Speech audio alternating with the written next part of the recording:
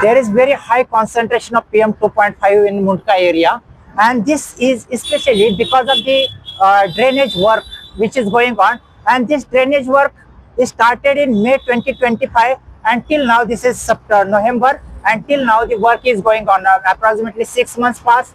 There is no improvement as such, and even if improvement is there, we don't know how long this work will go on.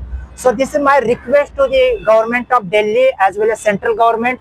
Please, as early as possible, complete this work, and during night time this work need to be sped up so that people will not suffer, and there will be no more dust particles. So quick, as early as possible, the work need to be completed on top priority basis so that people should not suffer.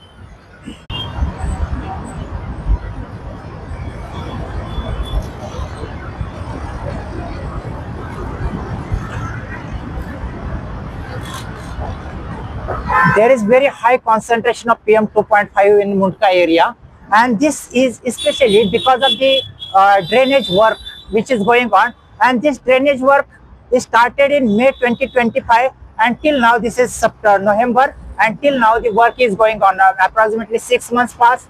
There is no improvement as such, and even if improvement is there, we don't know how long this work will go on. So this is my request to the government of Delhi as well as central government.